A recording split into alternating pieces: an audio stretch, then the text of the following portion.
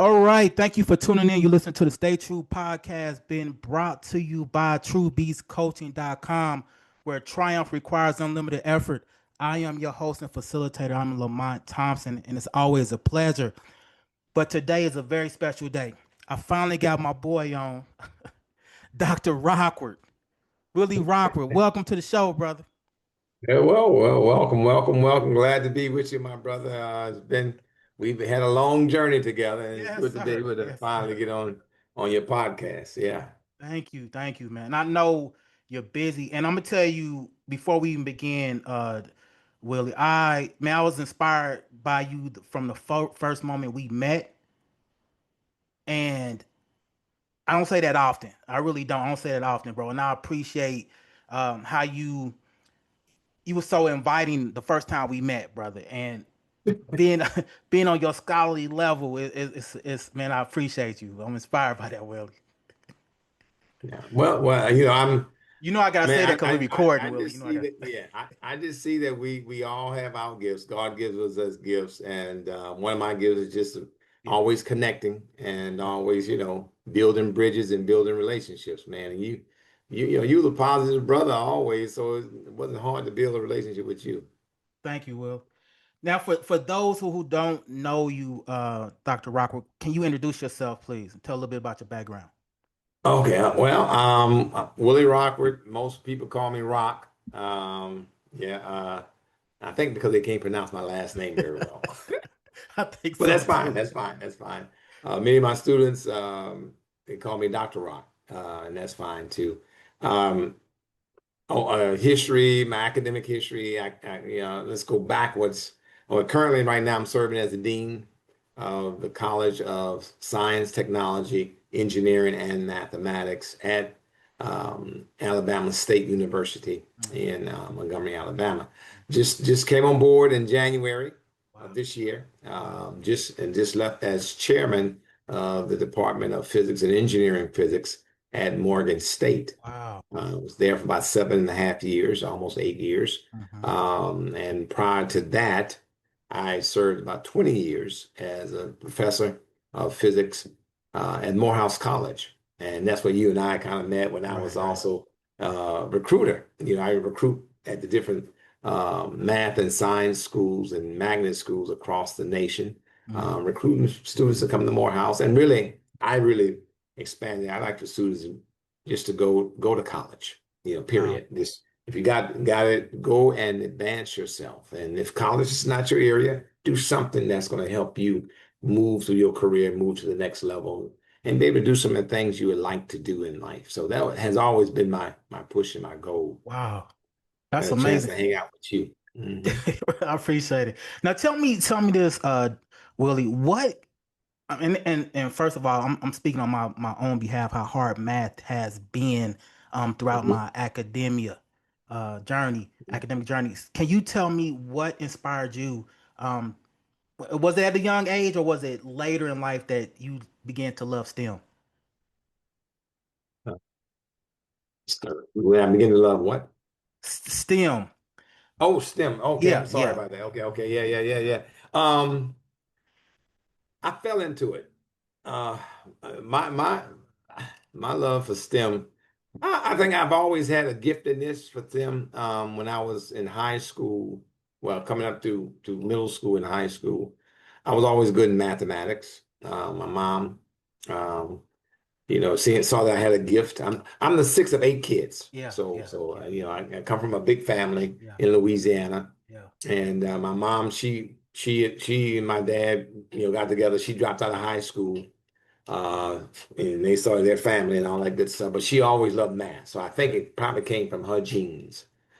But what happened in high school, what got me really into STEM was the fact that I was a football player, Mm. real good. I think I was pretty good, Yeah, yeah. and I ran track too. So, but I wanted to play. I wanted to be a pro football player. That's what I wanted to be. Yeah. I wanted to play for Coach Eddie Robinson at Grambling. Mm. Okay. That's why that was my I wanted to go to the pros through Grambling. Yeah, Okay. yeah. So and I was real good in high school and everything, but All Grambling offered me was a physics scholarship. Now I had to offer a full academic ride to a lot of other D1 schools, Yeah. LSU, Nicholls State, Mm-hmm. University of Houston, Duke, and several D1 schools. Mm-hmm. They offered me a full athletic ride, but Mm-hmm. Grambling was the only one that offered me an academic Wow. scholarship, which was in physics, because I was good in math and science. Okay, Yeah. and my ACT scores showed that. But I wanted to play football for Coach Eddie Robb. Yeah. So I figured I'd just take the academic scholarship, go and walk on, make the team, get a scholarship there, and then my football career will take off from there. Yeah. So yeah, yeah, That's it amazing. didn't First quite of work that all, way. hey, you know what? Eddie Robinson, man, legend. So that was good. That was good that you did that. So now, so obviously, so you went to Grambling, and Mhm. so at Grambling at a HBCU, because you could have went to a PWI. You could have went to you could. I'm saying Yeah. out of your choices. So Mhm. being an alum of a HBCU, tell me about the highs of that because I went to a PWI myself, right? Okay. Tell me the Okay. highs of the HBCU, and as you look back, was it worth everything you went through, good Oh and yeah. bad days? Oh Yeah, yeah. Oh man. Man, going to HBCU was phenomenal for yeah, me. My high school was a mix, was a 30-70 mix, 70% white, 30% black, but it was a good mix, okay? mm-hmm. But still going to HBCU, what it did for me, it took out the race card. Mm-hmm. Now I'm in a classroom with almost everybody's black, Mm, okay? And the teacher is black. mm, Okay, now I couldn't use the race card anymore. mm-hmm. I had to use okay, it forced me to really see what was in me. Okay, I had to develop me. You Mm, can't say, this system is trying to hold me down. No, no, no, no. You in here, everybody in here, other students are black, the other professors are black, things like that. And so I really started working. Now I had some white professors and things like that, but I'm just saying for the most part, yes, it taught me a lot of stuff, make me to learn myself. Because that was a big issue going around when I was going to undergrad, but know thyself. yeah, And that's yeah, one thing it really, really taught me to do is know my strengths, know my weaknesses, know areas I need to work on, mm, challenges, know areas that I need to be careful on. Okay. mm, And know areas that I really excel in. So mm, and I learned that. And so when I did graduate, and I was involved in a lot of other activities. Okay, I pledged to fraternity, Omega, yeah, and I also was involved in student government. I was yeah, the SJ president in my yeah, senior year. So I got a lot, I had a lot of activity. And when I went on to graduate school at a PWI, mm, first one, SUNY Albany in Albany, New York. yeah, yeah, And yeah, then I went to it was just too cold for me up there. It was a great school. yeah, I just couldn't handle it. yeah, I couldn't handle the weather yeah, because I'm a Louisiana boy going up to the winters of Albany, New York. I just couldn't handle it good. yeah, yeah. So I transferred my graduate work to Georgia Tech in Atlanta, and I finished my PhD there. Mhm.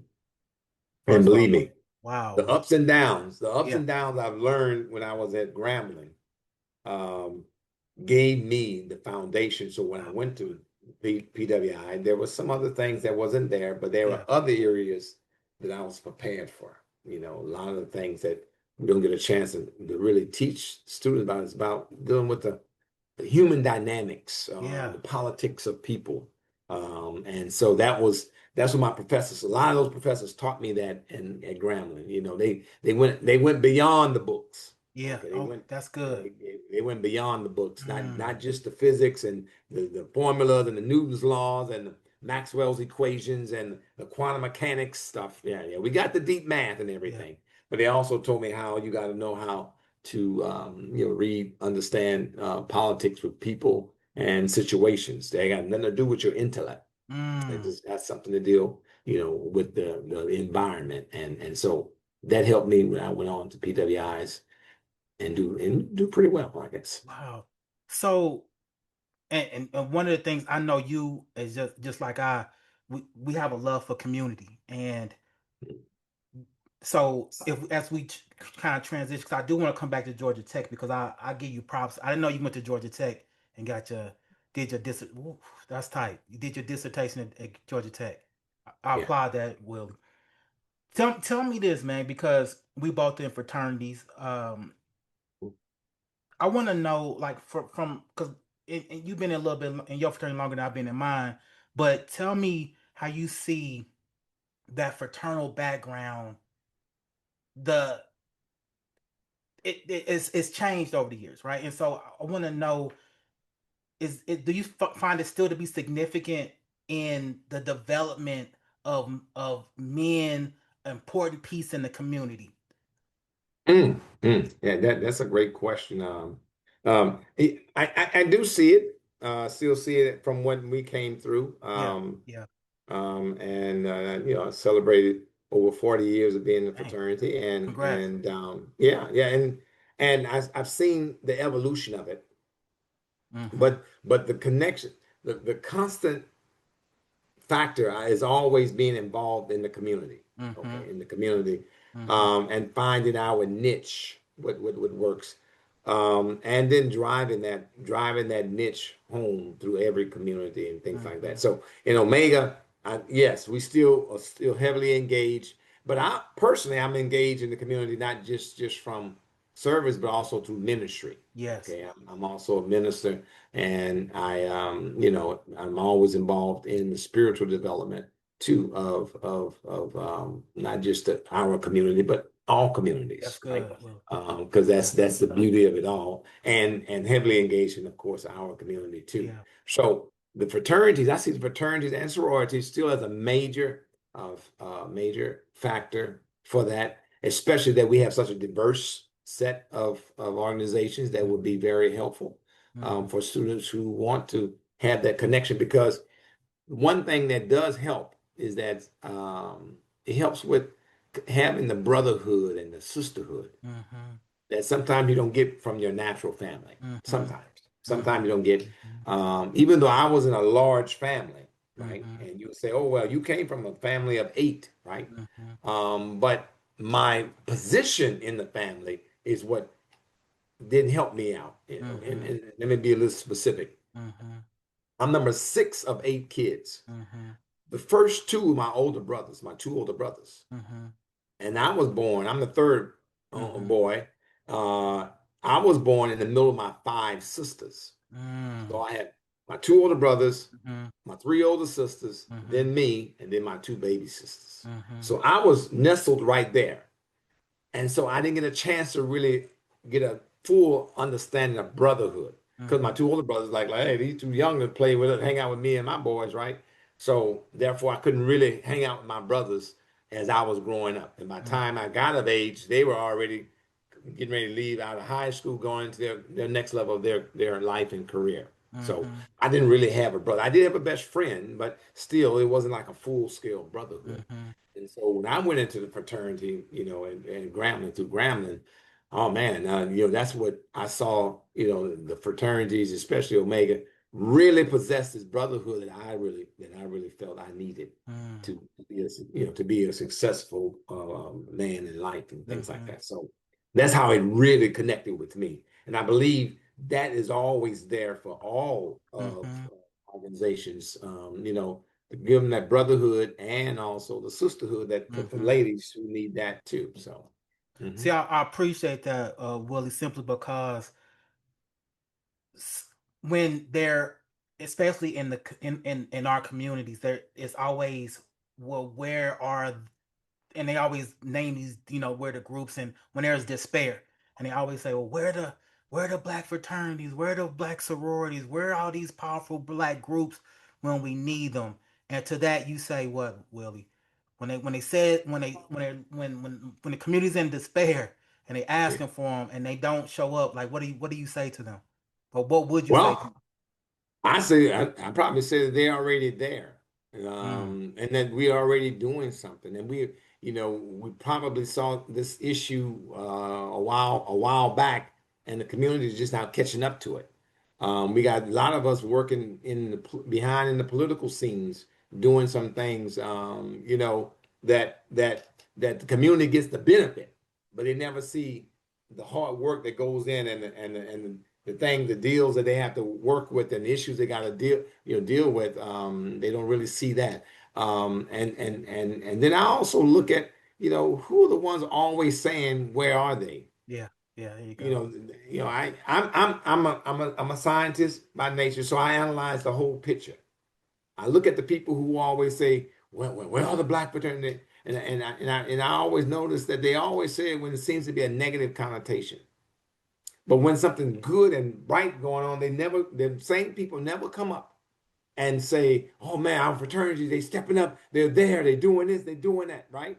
But they always looking for as if they're trying to find something to be, and they don't realize that we all are in the a true fraternal brotherhood Mm, called community. that's good, You Willie. know, and community is a combination of two words, common and unity. That's When you good. put that together, we have a common bond That's that, good. that one wants to build, and that should bring us together That's as one. good. But yeah.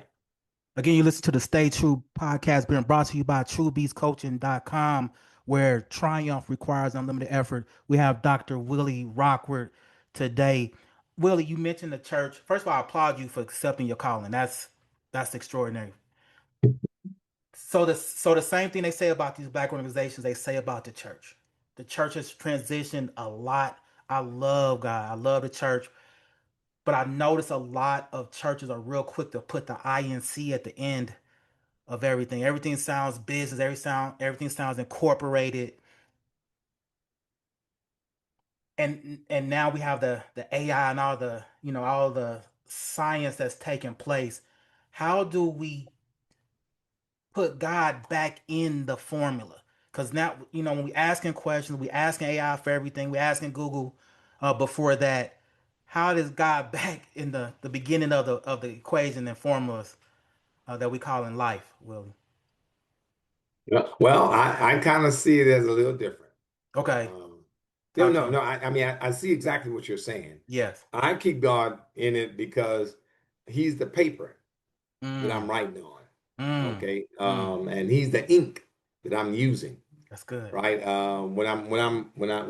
When they start saying, where the church, it bothers me when people start talking about the church and they themselves don't know what the Yes, church yes, really is. yes, yes, yes. They're thinking these four walls, they're thinking that building over there where people go and gather. No, the church is the folk who believe. That's the church. The church is in you. Okay.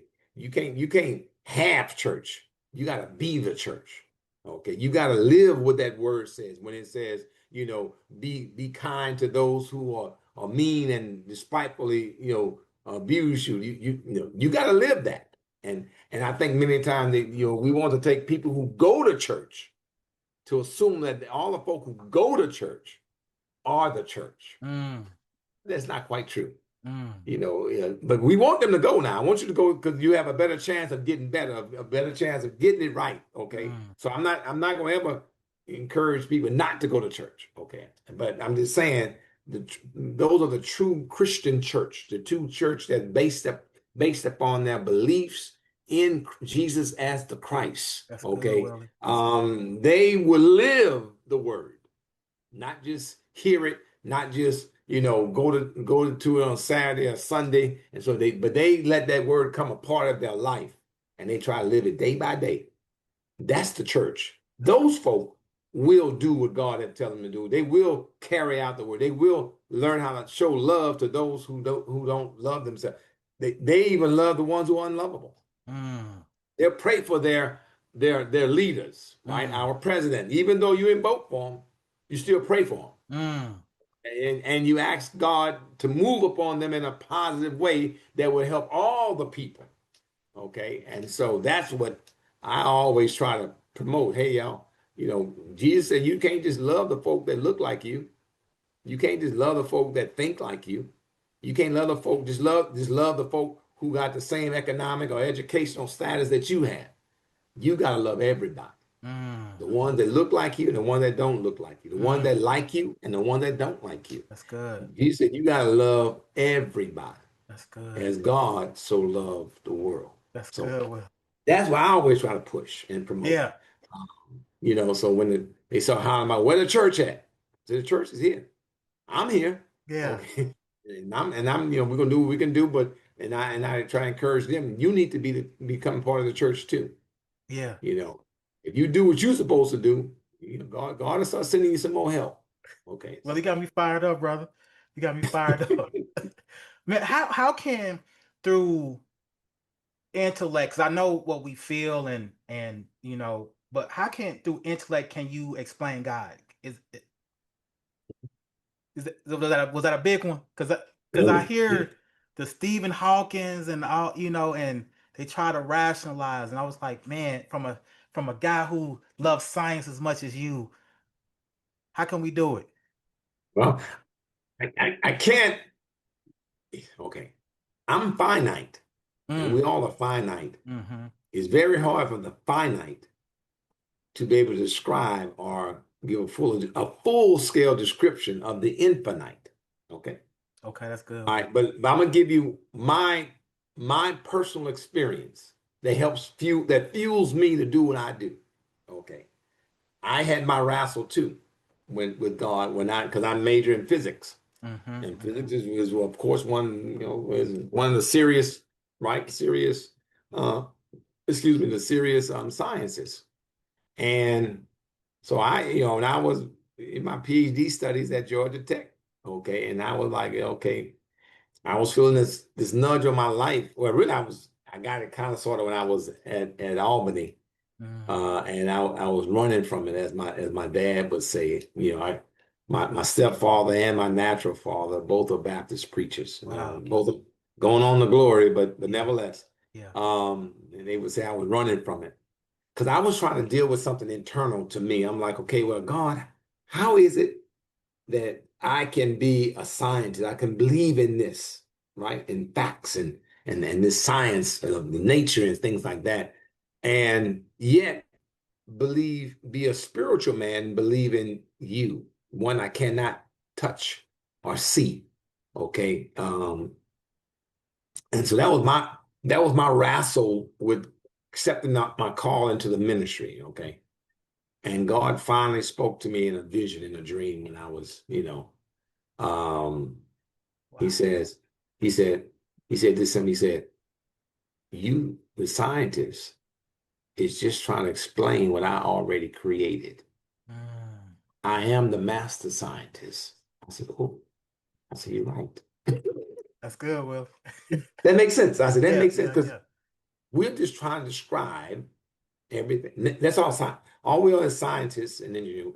Scientists are all we trying to describe nature, what was already happening. Okay. That's what we're trying to describe. Okay. We're not trying to create it. We can't create it. We have, first of all, understand the physics, understand the formulas and the laws, the natural laws that are associated with this phenomena. Okay, once we get that down, then the engineers come in and try to create, redesign something from that. Okay, but still, we're not coming up with nothing new. We're just taking that principle and applying it to something else, hopefully to make the world better, right? Mm, So once I got understood, I said, yeah, you're right. You are the master scientist. You made all this stuff. So, we just trying to figure out what you made. Okay, got it. I got it. Once I got that, I said, okay, I got no more problem. yeah. And I understood now that and faith and science and facts, we call science the facts of stuff. They go hand in hand. It's just that they're a continuum. Where facts stop, faith kicks in. Mm, That's mm-hmm, all. We call it a hunch. We call it a mm-hmm, hypothesis. That is something we don't quite know, but we think it will go this way. mm-hmm, And that's what faith is. Faith is something that the substance of things that you don't yet know and you can't yet see. Okay. mm-hmm, But in time, it'll come, it'll manifest itself. Okay. mm, And so that's how I began to start understanding, where I'm at with the faith area, where I'm with the science. Science, I'm dealing with facts and stuff like that, hardcore, blah, blah, blah, blah, blah. Even though some on the edge of some of the science. The new science is kind of faith. We Mm-hmm. don't use the word faith. We use more of like, hypothesis and things of that nature that we haven't quite proven yet. Mm-hmm. Mm. Now, once we prove it and got it down, then it becomes fact. It's in the body of knowledge. Mm-hmm. Okay. That's But good. Well, outside that body of knowledge is called faith. It's something that exists that we haven't yet quite been able to manifest. It's some substance of stuff that we hope for. mm, It's evidence we ain't quite seen yet. mm. So, Well, that was good. Again, you listen to the Stay True podcast, being brought to you by TrueBeastCoaching.com, where triumph requires unlimited effort. Well, I'm gonna throw some words out, and you tell me what comes to mind when I throw these words out. So I'm gonna throw out some easy ones. I'm gonna throw out mentorship. What comes to mind when I say that? um, kind of like apprenticeship. Mm-hmm. When I think of mentorship is like apprenticeship is, Mm-hmm. that you taking someone under your wing and guiding them, and then it really it evolves from a one-way street to a two-way street. Okay, because the mentee can become the mentor, and the longer this dynamic, this yin yang combination goes, you eventually get there where that person be not be, you evolve beyond the mentor and beyond the stage of mentorship into more like family. This is just one of my I have lots of academic sons and daughters. When I, from being a professor at Morehouse and at Morgan, and now at Alabama State. Many of those young men, young women that went on, they graduated, now they're doing things, and we stay in touch. I talk to them about some things that I don't quite know, but I know they're a specialty in it now, and they help me out. Okay, and like they come to me, we'll talk about other stuff. Some of them talk to me about from the ministry side of things too. So, hey, I'm willing to share. So mentorship is really about sharing, right? And also about receiving. Okay, so when I see it, then I see it as a two-way. I kind of call it a two-way apprenticeship. Okay, so That's good. That is mhm. good. I like that. I never heard it put that way as a two-way apprenticeship. That's good.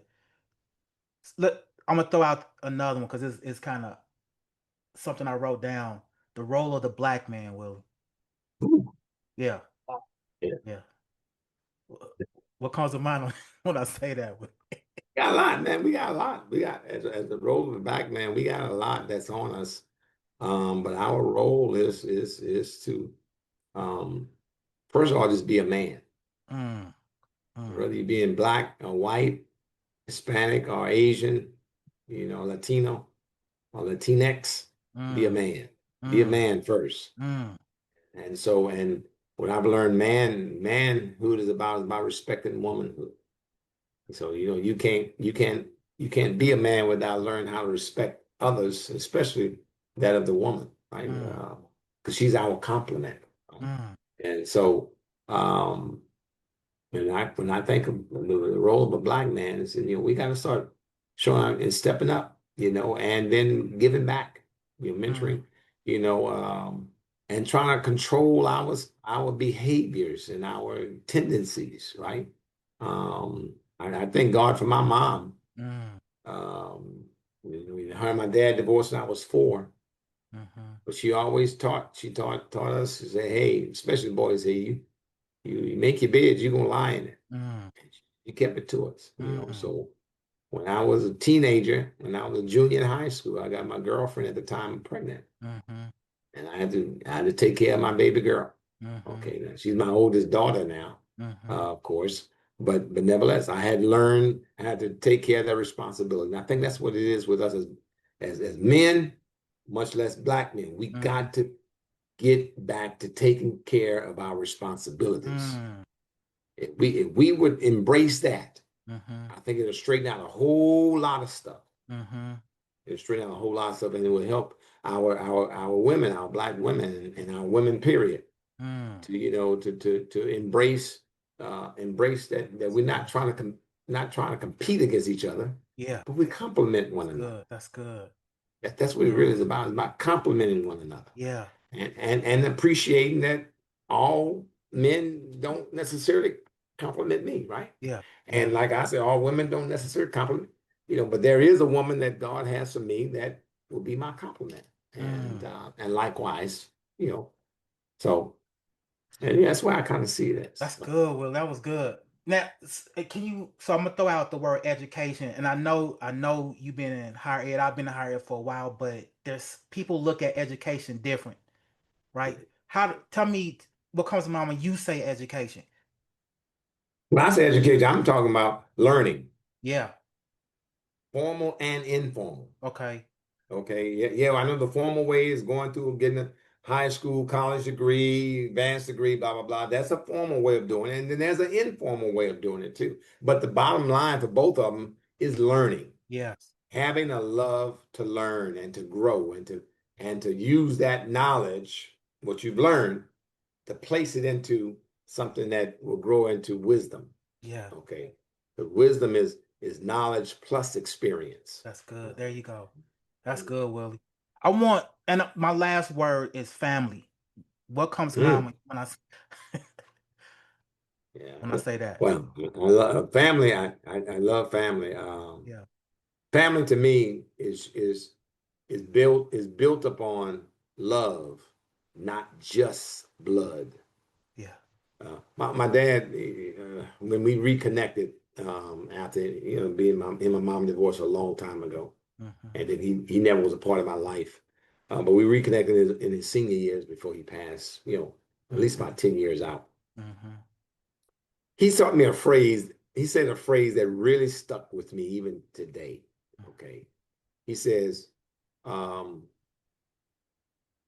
he says, blood, water runs, blood drips, Mm. but love sticks. Mm. Oh wow. I said, now Dad, you have to break that down for me. He Yeah. Yeah. said, Yeah. he said, yeah, people in their relationships, even in marriage, I mean, even in family, they behave like water. Okay. And you turn on the faucet, it'll run. Okay. It flows, and it doesn't shows nothing that's really a commitment. Okay. And you got some family who like that. And then you got family who really resemble like blood. They based up on blood. Oh, I'm your cousin. I'm your dad. I'm your mom. I'm your sister. I'm your brother, or whatever, like that. I'm your uncle or aunt. And that's how they cultivate their relationship, and it don't really goes past being blood. And so if you're not born into my family, or you're not connected to me in some way of that and through blood relationships, then you're not my family. Okay. But he said love sticks. Mm. I mean, love is thicker than blood and definitely thicker than water. Mm. And so love, you can learn to love somebody, they can become a part of your family. Mm. Mm. Family is both some that's born into the ones you have no choice on, but really family is the one that you get to choose. Okay, you get to choose who you want to be a part of your family, really, and that goes with love. And so I try to make sure I project that Yeah. in all my areas. Every time me and my wife have moved to another area from Atlanta to Yeah. Baltimore and now to Alabama, we're always looking for the Lord to give us somebody in our circle, our community, to be more like family. That's You know, good, some Will. some Yeah. older brother, some older sister, some older lady or man that kind of be like a motherly figure to me, or a grandmother, Yeah. grandfather figure to me. And likewise, and I can be able to share that same to my other students and so Yeah. forth, to be like a father figure to them. Yeah. Yeah. Because I tell all my students when I was at Morehouse and in Spelman or at Morgan State, I said, y'all my academic sons and daughters. Mm. Okay, and I'm gonna treat y'all in that way. And that means I'm gonna correct you when you need to be corrected now. That's it. But I'm also gonna bless you when you need to be That's blessed. it. Okay. That's it. And Dr. Rockward, you've given us so many. I mean, man, you gave me so many things to kind of think about, to ponder. I'm excited. But what I want to do, because the floor is yours, I want you to speak life, encourage those who are listening. This is how we always end. So the floor is yours, Mr. Rockwood. okay. Well, I when I try to say if I need to encourage someone, I at some point I always encourage us to look past our struggles and storms and situations that seems to be trying to hold us down. I always say, what you might want to do is try to look at it from a different angle.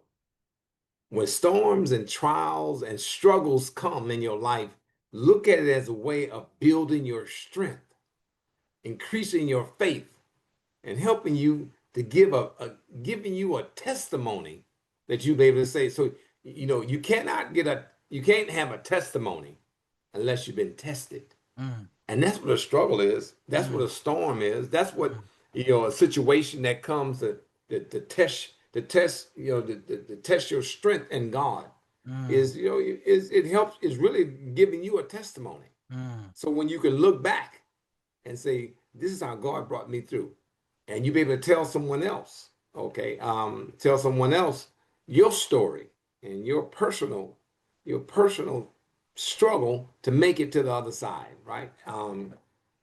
And so I encourage you, don't give up. Keep the fight and keep calling on God. Okay, keep calling on God. Talk about it. God says you can call him at any time. Anytime, any situation. It ain't got to be a long prayer. It ain't got to be, Lord, have mercy. That's what many of the old folk used to just say, Lord, have mercy. yeah, And you didn't even have to say it cleanly. He knows what you're talking about. yeah, yeah. Okay, and I was telling the church today about just about don't miss the message. Okay, sometimes we miss the message, and sometimes that's all right. If you miss the message, just don't miss the Messiah. Okay, Mm, make sure you understand what the word tells you about your situation and about you, how you can grow, how you can be better. And you'll be surprised. You'll be surprised. You'll be surprised, my brother, my sister. You'll be surprised how by you doing it the way God said in his word to do it would just blow your mind on the blessing that he has for you. He can turn Polk who's trying to cut you down. He can turn those same people around to be the ones to offer you the job that mm, they at first was trying to get rid of you on. Okay. But you got to do it the way God says do it. You can't do it spitefully. You can't do it in a mean way. You got to do it with goodness in your heart.